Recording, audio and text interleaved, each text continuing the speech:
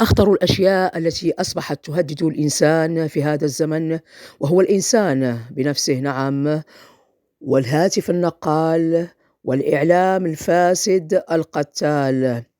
إلا لاحظنا بأن في الزمان ولا الإنسان ما بقاش كيتعايش بالحب بحال الناس زماننا، ولات الأغلبية ولا الكره هو اللي صبح هو السائد في هذه الحياة، هو اللي صبح الإنسان كيتعايش معاه مع خوه الإنسان. يعني ما كاين غير خطط لخوك الإنسان وطيحوه وقتلوه وقص كضحك عليه. الأغلبية يعني باقي الناس د الخير، ولكن الأغلبية ولات القلوب ديالهم خبيثة، وداك الشي هو اللي خلّى الحياة ديال الإنسان غادا فواحد الخطورة اللي هي كبيرة. وداك الإنسان كيتحاب راسو راه كيهدد خوه راه بأنه راه داير مزيان، وهو no هو راه غادي غير في الضياع، لأن إلا ما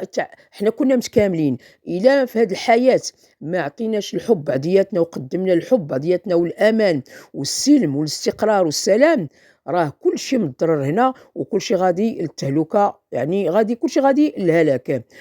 تاني حاجة الهاتف النقال. الهاتف النقال هو اللي مسيطر على العقول ديال الإنسان، كاين اللي واخد الإيجابيات ديالو منه، وكاين اللي واخد أكترية واخد السلبيات منه، وهذيك السلبيات ديالو هي اللي ولات هي المربية، هي المخربة العقول، هي اللي يعني شوف شحال من واحد كان راس ورجع رجلين، وشحال من واحد كان رجلين ورجع راس، وداك اللي رجلين كان ما يمكنش واحد ما والو،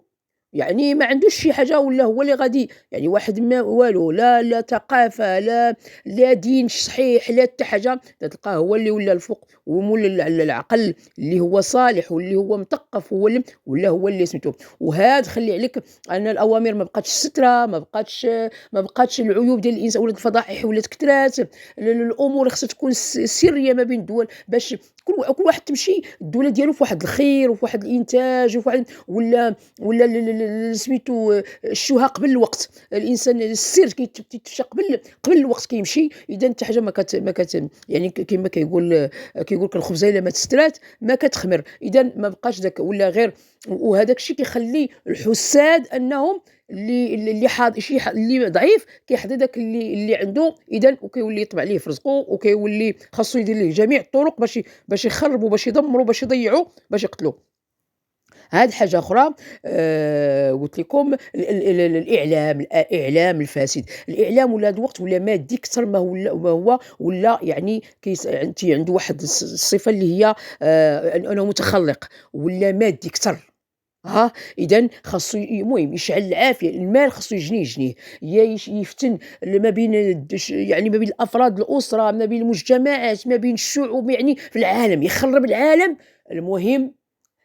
هذاك الإعلامي الفاسد ولا ديك الإعلامية خاصها تجني الفلوس وباش ما كان، وهي راه ما كتنسى بأن هذيك العافية راه تينقلب السحر على الساحر، يعني داك الشيء اللي كديريه الإعلامي ولا كدير الإعلامي راه إلا ما كانش الأمان في العالم راه حتى أنت غتأذى، يعني حتى البلد اللي أنت فيه ولا حتى أنت المقر اللي أنت فيه كما كان ولا الوليدات اللي عندك كلشي غيتأذى، كلشي غيتأذى. راه ما كاين ما أحسن من الميزات ديال الله سبحانه وتعالى، وما كاينش من الأوامر ديال الله سبحانه وتعالى اللي أمرنا بنا أننا نتبعوها، وأن الأمور اللي خصنا هان علينا أننا نتجنبوها نبعدوا منها. راه حنا كنجيبوا هكا غير الأذية لنفسنا.